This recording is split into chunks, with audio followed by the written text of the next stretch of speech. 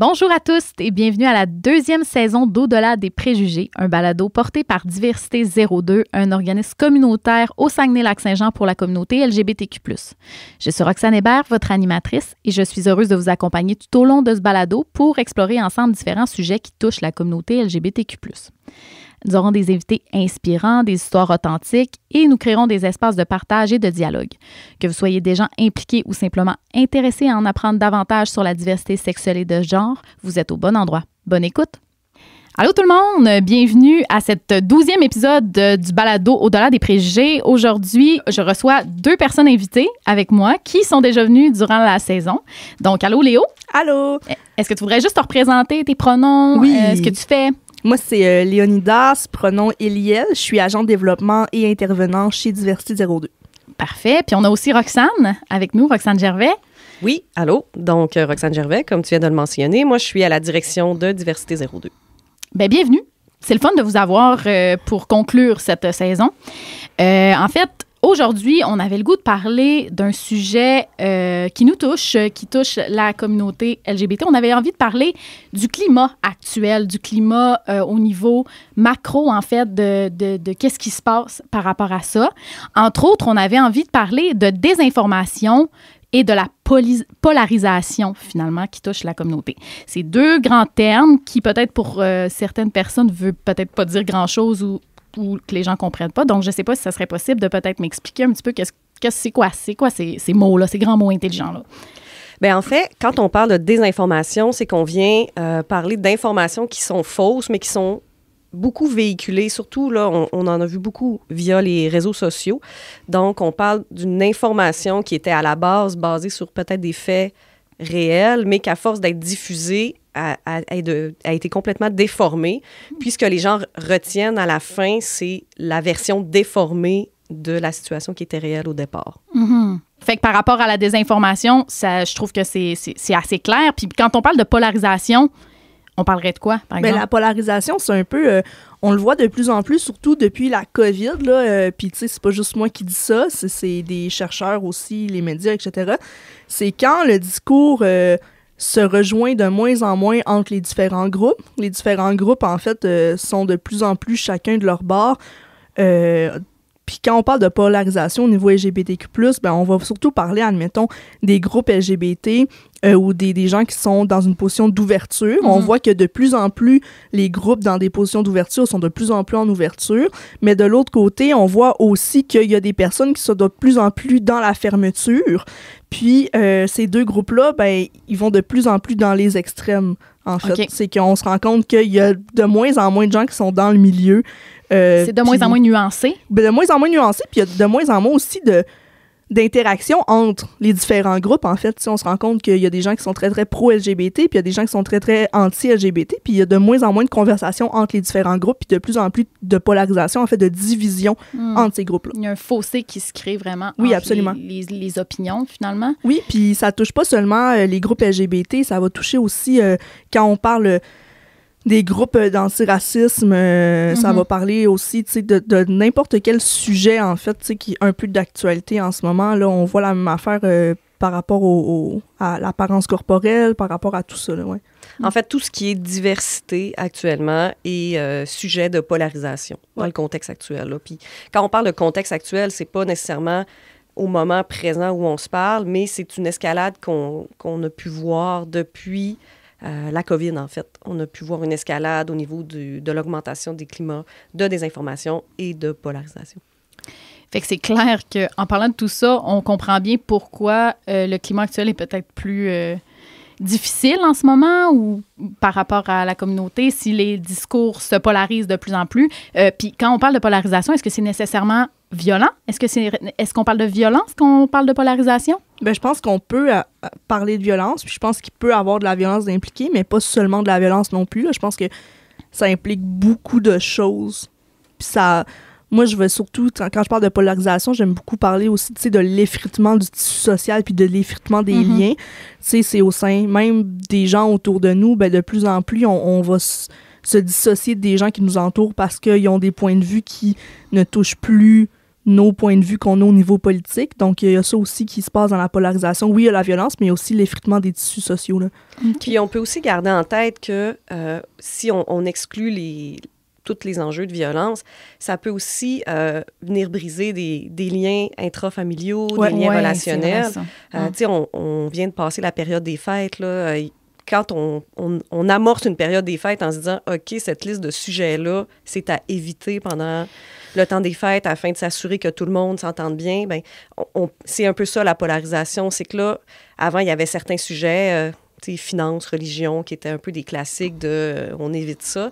Mais là, il y a des nouveaux sujets qui se rajoutent, qui sont tous les enjeux de diversité, là, comme Léon a mentionné plus tôt, diversité sexuelle, identité de genre, mais immigration, tous les sujets qui sont actuellement plus présents dans les médias puis qui amènent les gens à avoir des discours polarisés. Ça s'ajoute parmi les sujets à éviter dans les parties de famille, finalement. Oui, c'est ça. Puis j'imagine que ça dépend des familles. Mais oui, c'est pas toutes les familles qui sont... C'est une façon imagée de l'apporter. On parle de la polarisation aussi dans le cadre où est-ce que, ben justement, Roxane mentionnait, là, dans les parties de famille, on voit que c'est des sujets qu'on va essayer d'éviter. Ben, on parle de la polarisation aussi quand on se rend compte que les groupes sont incapables de s'entendre. Tu sais, c'est que même si on a des trucs qu'on n'est pas d'accord, habituellement, ça reste qu'on est supposé avoir des points en commun quand même. Oui. Ça reste que même si, que peu importe le parti politique pour lequel tu votes, peu importe quoi ta croyance, ça reste qu'on devrait être capable de jouer aux cartes quand même ensemble, je pense. Mais avec cette polarisation-là, ben, ça fait que les terrains d'entente, puis les compromis, puis le vivre ensemble est beaucoup plus difficile aussi à faire, tu sais. Bien, effectivement. Puis, admettons qu'on parle de l'impact de ça sur la communauté LGBTQ+. Quel impact ça pourrait avoir qui serait vraiment important au niveau de la désinformation? En quoi ça pénalise ou en quoi ça a un effet qui est plus dévastateur, finalement? Bien, pour répondre à cette question-là, je vais faire un détour de réponse. OK. Donc, je pense qu'on va revenir là, au sujet de la désinformation pour donner un exemple concret puis amener tranquillement vers l'impact que ça peut avoir. Puis, un des sujets là, qu'on avait envie d'aborder, c'était le fameux heure du compte, qui a été un sujet et de polarisation et de désinformation. Donc, à la base, tout ça a débuté là, il y a peut-être 1 an et demi, où il y a des groupes qui se sont mis à être très présents sur les réseaux sociaux pour dénoncer l'heure du compte. L'heure du compte, pour les gens qui nous écoutent, qui ne savent pas de quoi on parle, c'est un espace où il y a une personne drague, une drag queen, qui vient lire des contes sur l'inclusion, la diversité, pas nécessairement sexuelle, ça peut être corporelle, à des jeunes qui viennent sur une base volontaire dans des milieux ciblés, comme par exemple une bibliothèque municipale. Donc, l'idée de base de l'heure du compte était ça. Et c'est une activité qui roule depuis plusieurs années. Mais là, il y a 1 an et demi, comme je mentionnais, les gens se sont mis à utiliser cet événement-là pour le polariser et désinformer. Fait qu'on est parti de... Les parents viennent avec leurs enfants sur base volontaire dans une bibliothèque municipale pour faire connaître la diversité puis faire une amorce de prise de conscience de diversité à les écoles engagent des drag queens pour lire des contes obligatoires à nos jeunes. C'est ça. Donc, on voit que l'information de base, il y a encore des choses qui sont vraies, dont la lecture d'un conte par une drag queen, mais tout ce qui enrobe ça a été désinformé. Puis là, ce que ça crée, cette désinformation-là, c'est une polarisation parce que là, les gens se sont mis à dire d'un côté... ben c'est correct, c'est de l'inclusion, c'est correct d'inclure, il faut en parler, la diversité, c'est bien. Puis de l'autre côté, on avait les gens qui étaient à l'inverse, non, on ne doit pas forcer des jeunes, il y a un agenda caché derrière ça. Donc, ça fait que ces deux groupes-là, plus on avance dans le temps, plus les groupes s'éloignent, puis plus ça devient difficile, en fait, de devoir... De se rassembler au centre, comme mentionnait Léo, puis d'être capable d'avoir une discussion éclairée par rapport à ça. Donc, les impacts concrets pour les gens de la diversité, c'est que les gens ont été ciblés de la diversité pour déjà devoir se positionner par rapport à cette information-là. Puis, il y avait plein de gens de la communauté qui n'étaient pas en mesure de se positionner parce qu'il n'y avait pas de connaissances, il n'y avait pas les informations, ou il n'y avait tout simplement pas envie. Fait que ça a des impacts sur devoir se positionner, prendre comme un parti. Puis ça a aussi des impacts sur toute la connotation négative qui est associée à la diversité. Là, les gens le reçoivent l'impact dans... on parlait de la désinformation, bien, tout ce qui est de vous voulez enrôler les jeunes et tout ça. Fait que ça a des impacts aussi sur les gens. Et pour les jeunes de la diversité, les familles de la diversité qui allaient à ces activités-là, bien là, ça crée un sentiment de peur, un sentiment d'insécurité. Fait que, ça amène plein de choses de façon plus micro, si on veut, là, si on descend en entonnoir, puis qui font que les gens, au final, les gens des communautés vivent un sentiment grandissant d'insécurité à cause d'une désinformation. Comme ça. Oui, puis dans ce cas-là, la désinformation va apporter la polarisation, comme Roxane l'a dit, mais tu sais, je pense que les deux, la désinformation et la polarisation, vont main dans la main ensemble. Puis tu sais, comme Roxane l'a dit, ben justement, les familles qui participent à ces événements-là se sentent moins en sécurité parce qu'il y a une polarisation qui est mise sur place. Puis les gens qui sont vraiment dans le camp de « on est contre, qu'est-ce qui se passe », ben il y avait des manifestations qui se passaient devant les bibliothèques où est-ce qu'il y avait des contre. Tu sais, fait que les familles pouvaient pas aller de leur plein gré à un avant-midi où est-ce qu'on lit des contes parce que il y avait des manifestants qui scandaient des trucs homophobes, LGBTQ+phobes devant la bibliothèque. Fait que c'est là où est-ce que la désinformation et la polarisation vient avoir des impacts directs sur les vies des personnes qui appartiennent aux groupes là, qui sont touchés par ces informations-là. Puis ça, c'est un exemple parmi tant d'autres, mais c'est un exemple qui était facile à utiliser parce que ça a été beaucoup médiatisé, tout ça. Puis un autre impact qu'on peut avoir de toute la désinformation puis de la polarisation, le Bureau de lutte contre l'homophobie vient de sortir un rapport où, là-dedans, ils font une étude populationnelle. Donc, ils allaient rencontrer les gens dans plusieurs régions, pas juste la région métropolitaine, là, Montréal, mais dans plein de régions, où ils posaient des questions pour connaître le niveau d'aisance des gens ou leur niveau d'acceptation des communautés de la diversité. Et ce qui ressort, c'est qu'en 2017, ils avaient fait exactement la même étude, puis on parlait de 78,6 % des gens qui étaient interrogés qui se disaient ouverts à la diversité. Et en 2024, on parle de 71,7 %, donc une diminution de 7 % des gens qui mentionnent avoir un niveau d'ouverture à la diversité, ce qui est quand même préoccupant. Bien, quand même. Puis, selon toi, ce serait en lien direct avec la désinformation ou la polarisation ou plusieurs facteurs? Il y a toujours plusieurs facteurs, mais c'est sûr que la désinformation, qui a pris beaucoup d'espace dans les dernières années dans l'actualité, ça aide pas. Puis ce qu'on voit dans l'actualité n'est pas toujours, c'est pas nécessairement le reflet de ce qui se passe dans la communauté LGBTQ+, au day-to-day. C'est l'information qu'on voit, qui est mise de l'avant ou qui est sensationnaliste, n'est pas toujours la bonne information. Ou, je veux dire, on perd l'essence du message. Puis c'est important de parler du sensationnalisme, justement. On a de la misère. C'est difficile à dire, à ce qui paraît. C'est que les médias traditionnels vont utiliser ça pour inciter la lecture. Puis il faut se rappeler aussi les techniques que les médias utilisent pour apporter des articles qui sont intéressants à lire. Bien, ça va pas nécessairement justement refléter qu'est-ce qui se passe dans la communauté ou ça va pas nécessairement refléter le vécu nécessairement des personnes dans la communauté. On va aller chercher des vécus qui sont très précis, des trucs très pointilleux. Puis après ça, ben ça va faire des articles qui représentent pas vraiment ce qui se passe. Là. Puis la plupart des gens ne lisent pas l'entièreté du texte ou de l'article. Il y a beaucoup de gens qui vont lire le texte, le titre et le sous-titre, mais c'est vrai que des fois, en prenant le temps de bien lire, des fois, ça peut démystifier certaines choses. Oui, puis des fois, il manque de nuances, justement, c'est ça qui est dangereux. Ben, c'est sûr aussi qu'avec les nouvelles règles là, en lien avec les articles de presse sur les réseaux sociaux, c'est plus possible non plus de cliquer directement sur les liens puis d'être amené vers l'article complet. Donc, c'est sûr que si le titre est accrocheur, mais peu pas tout à fait réel. Pas juste nécessairement. Ben, les gens, il faut vraiment qu'ils prennent la peine d'aller sur le site du média pour aller rechercher ce que possiblement les gens font pas d'emblée. Donc, ça peut amener à maintenir la désinformation.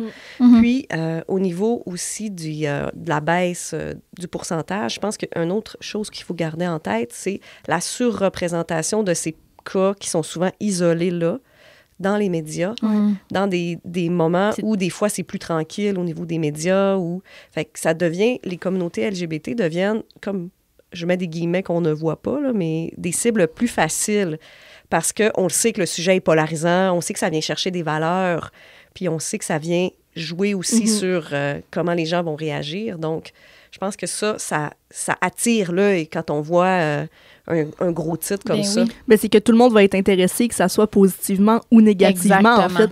Fait que c'est ça. Fait que autant que c'est important d'avoir une représentation dans les médias, autant que je trouve que dans les médias d'actualité, il y a peut-être une surreprésentation.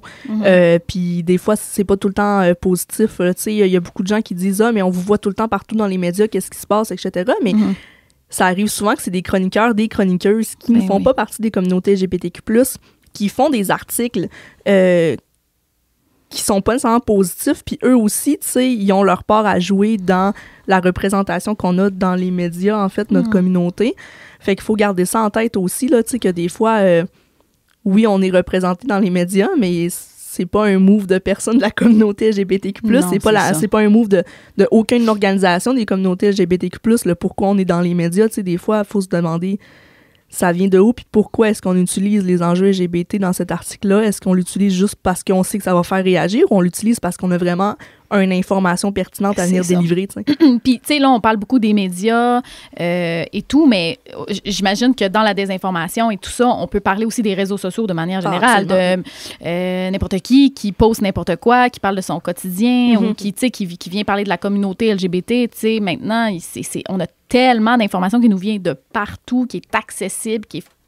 T'sais, fait que j'imagine que ça aussi, ça peut avoir un impact sur la désinformation, finalement, là. Bien, c'est sûr que les réseaux sociaux, d'emblée, pour toute communauté qui est marginalisée, donc qui est en dehors des marges sociales acceptables, c'est un terreau fertile là, de désinformation et de climat de haine. Mais je pense que ce qui est important, c'est que chacun se ressente puis soit capable de justement prendre un pas de recul pour en prendre puis en laisser, puis de retrouver l'équilibre un peu dans tout ça. Absolument. Oui, il y a des informations qui sont données, il y a des bonnes informations, il y a des bonnes représentations, c'est pas toujours du négatif. Fait que je pense qu'il faut s'accrocher aussi au positif, puis être, comme personne de la communauté, ne pas relayer la désinformation, mais au contraire, être plus des agents multiplicateurs de choses positives qui sont faites, augmenter la représentation, la visibilité positive, puis on va venir un peu contrebalancer ce qui peut être apporté de négatif. Oui, parce que les réseaux sociaux, c'est pas juste du négatif. T'sais, avec les réseaux sociaux, c'est possible de trouver une communauté, c'est possible de trouver des personnes qui vivent des réalités qui ressemblent plus aux nôtres, surtout quand on vient de régions éloignées, de régions qui sont loin des centres métropolitains. Des fois, ça peut être difficile de trouver des personnes qui nous ressemblent, autant qu'on fait partie des communautés LGBTQ+, que si on est une personne immigrante ou qu'on vient de n'importe quelle communauté, tu sais, qui est plus marginalisée. Fait que les réseaux sociaux, ça peut être bien pour ça aussi. Faut pas juste les voir avec une lentille. Faut pas les démoniser. Ben, je pense pas qu'il faut les démoniser. Tu sais, je pense que, surtout, tu sais, moi, qu'est-ce que j'ai vu avec ça, c'est avec les communautés trans, il y a beaucoup d'informations, il y a beaucoup de partage, il y a beaucoup d'entraide qu'on peut voir via ces réseaux-là. Fait que c'est important, tu sais, de garder en tête qu'il y a aussi du positif, puis il y a beaucoup de positifs. Ben oui. Puis comme Roxane dit, ben, je pense que c'est important, tu sais, de justement faire attention à c'est quoi les informations qu'on consomme, puis surtout c'est quoi les informations qu'on partage aussi, tu sais. Absolument. Fait que favoriser une utilisation saine, finalement, des réseaux sociaux. Ben absolument. OK. Puis pour un organisme, tu sais, maintenant qu'on comprend un peu plus qu'est-ce que c'est la polarisation, la désinformation, c'est quoi les impacts que ça peut avoir sur un organisme LGBT concrètement? Comment on fait pour adapter nos services? Comment on fait pour mettre en place des actions et tout? Bien, les impacts sont multiples. Si on parle des impacts directs des gens qui viennent chercher des services, bien, on peut voir une augmentation de la demande d'aide ou de la détresse chez les gens de la communauté. Ben oui. Augmentation de l'isolement, augmentation de l'anxiété par rapport au climat social, augmentation du stress aussi par rapport à devoir faire un coming out au travail ou faire un coming out à la maison. Donc, on voit des impacts au niveau des personnes qui utilisent nos services. Au niveau aussi de l'organisme, si on y va plus de façon organisationnelle, bien, c'est sûr qu'il y a des impacts en termes de... On doit former le personnel à la prévention des violences. On doit aussi mettre en place des préventions si jamais on est victime de campagnes de haine sur les réseaux. Fait que c'est toutes des choses qu'on ne penserait pas d'emblée quand on est dans un organisme où on est là pour répondre à une demande, mais qu'on doit se protéger, on doit protéger les équipes. Donc, ça, c'est des choses qui ont des impacts concrets sur les organismes qui engagent des frais aussi supplémentaires. Ben oui. Donc, c'est à pas négliger non plus, là. Non, c'est Si clair. je peux rebondir aussi, tu sais, dans notre travail avec les partenaires avec qui on fait affaire aussi, on est plus souvent mobilisé à venir parler de cette désinformation-là. On a des cas de rumeurs qui courent, on a des cas de désinformation qui courent dans nos réseaux. Fait qu'il y a plus qu'avant, il y a une partie de notre travail qui est de déconstruire la désinformation. Ça prend du temps pour faire ça prend quand même du temps, là, tu sais. Ça prend une répartie, faut connaître le sujet. Fait qu'on se fait beaucoup poser des questions par rapport à certains trucs. Fait que, tu sais, faut être agent aussi, tu sais, d'information, puis il faut...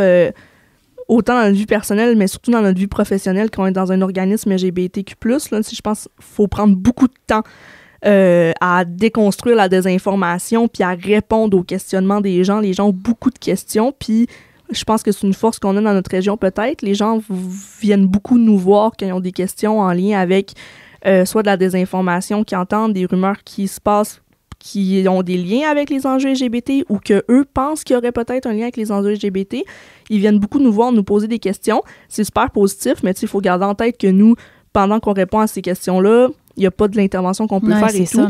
Ça fait partie de notre métier, puis c'est vraiment correct, mais on a de plus en plus ce genre d'intervention-là à faire avec nos partenaires aussi. C'est ça, puis c'est que ça dilue finalement l'intervention ou le service direct à la population parce qu'on prend du temps pour justement recadrer les choses, mais en même temps, du temps, mais c'est ça fait partie du mandat. Travail, puis je pense qu'on est chanceux. C'est la particularité de notre organisme aussi, c'est qu'on n'a pas un volet uniquement dédié à l'intervention. Ouais. On a aussi un volet qui est dédié à la formation, à la sensibilisation. Fait que oui, ça prend du temps, puis peut-être que le ratio qui devait être 75% en intervention, 25% en sensibilisation, on est plus dans un 50-50 actuellement.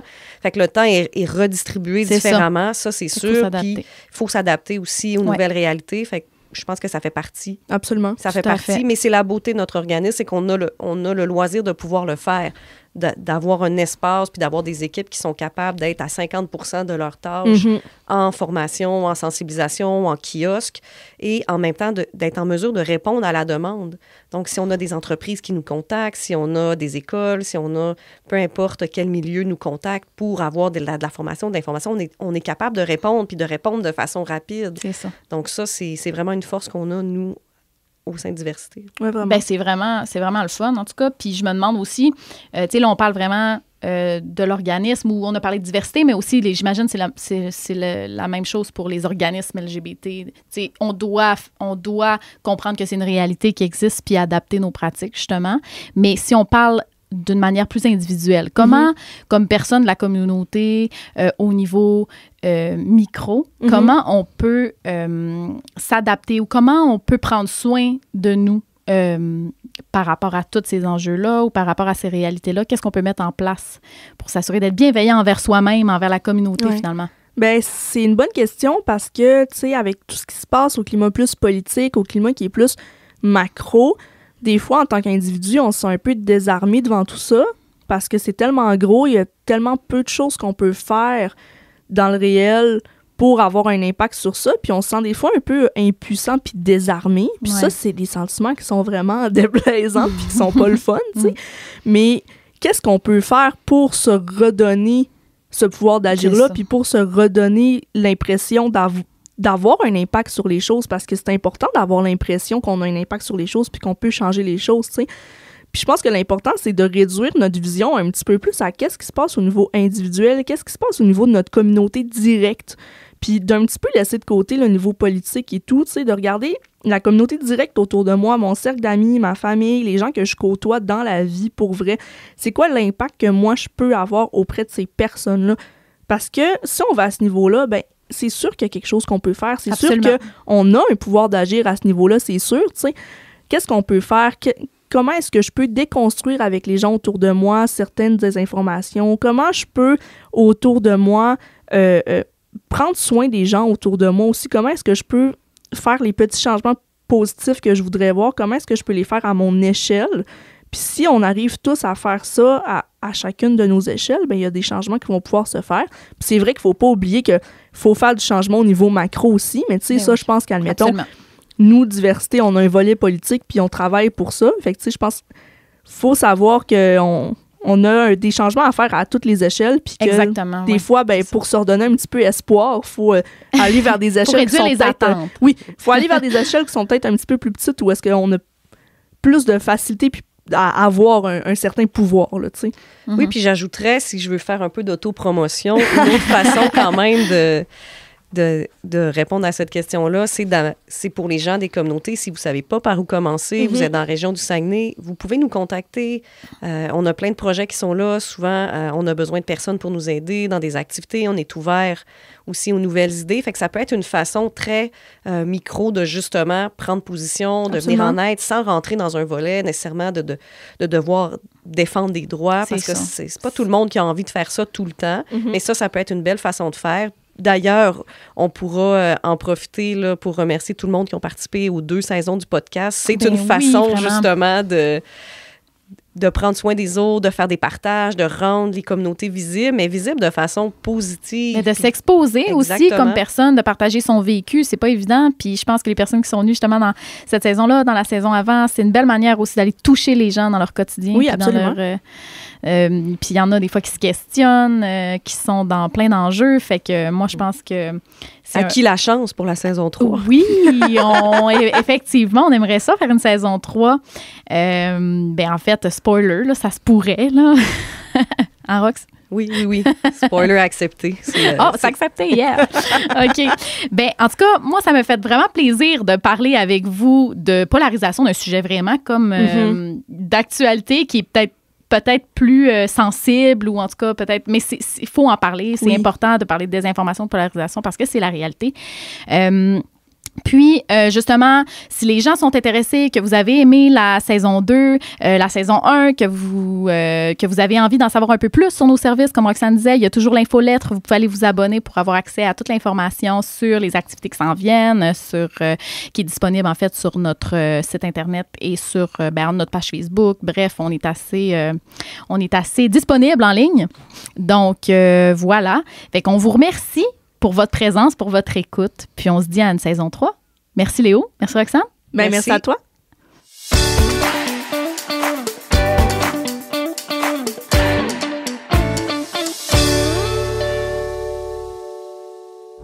Ce balado est produit en collaboration avec la Télé du Haut-du-Lac.